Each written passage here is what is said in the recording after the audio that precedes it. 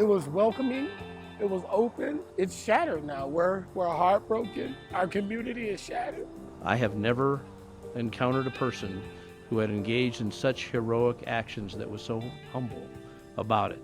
He simply said to me, I was trying to protect my family. There should be no reason why a person that wants to go to Club Q because of sexual orientation or any of that sort of thing should feel like they have to be unsafe or that they're going to be under threat or harassed or intimidated or attacked and shot. People should have the freedom to enjoy their lives. When I found out that this happened, like, this was the least I could do was just show up here. I can't imagine what our friends at Club Q are going through. I know how we're feeling. I can't imagine being in their shoes. And I don't want to, and I shouldn't have to. And we begin with these 5 people senselessly gunned down while enjoying a Saturday night out in Colorado Springs. Daniel Aston worked at Club Q, and Derek Rump was a bartender there. His mother says he was a loving person with a heart of gold. Raymond Green Vance's family says he went to Club Q to, quote, enjoy a show with his longtime girlfriend, her parents, and her parents' friends. They added that he was a, quote, kind, selfless young adult with his entire life ahead of him.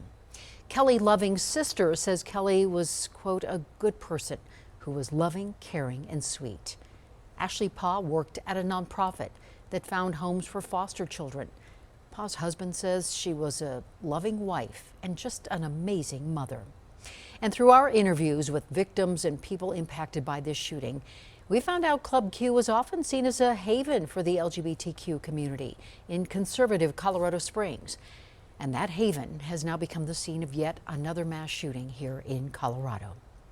Good evening, and thank you so much for joining us at 6. I'm Ann Trujillo, and tonight my co-anchor Shannon Ogden, he's live outside Club Q in Colorado Springs. So Shannon, let's first go to you tonight.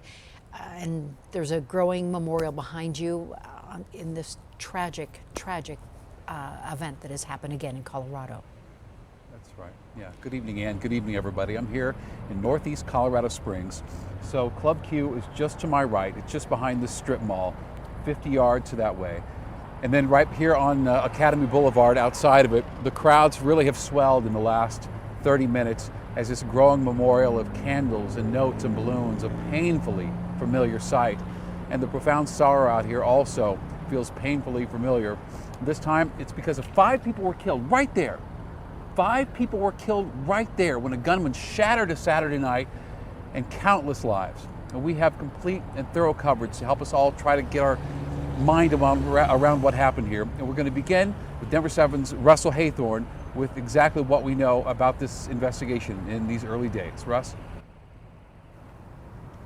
Yeah, Shannon, much of the discussion and questions at a news conference here at Colorado Springs Police Operations Center today focused on the suspect, his history, and what motivated this horrific mass shooting on Saturday night, early Sunday morning. The DA said this afternoon that this will absolutely be filed as a hate crime if it's determined it was bias motivated. Here's the DA about an hour ago elaborating on that point.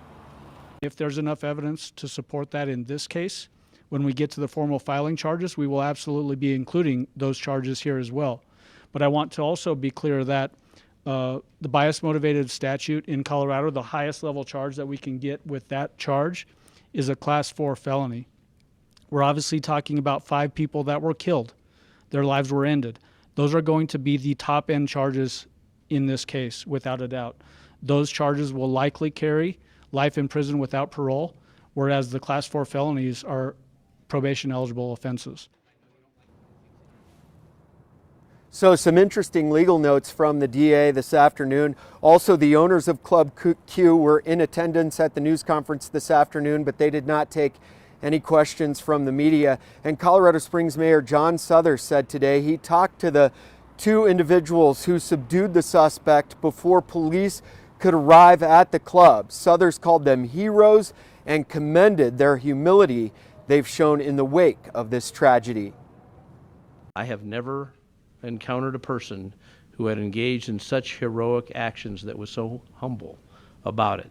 He simply said to me, I was trying to protect my family. In addition to the 5 victims who died, police also confirmed here today that there are 17 other gunshot victims who are either recovering at home or at local hospitals this evening. Police did not elaborate on their conditions other than to say they have varying levels of injuries. That's the latest from Colorado Springs Police Headquarters this evening. Shannon, we'll toss it back to you. Trying to protect his family. That's powerful stuff. Russell, thank you for sharing that.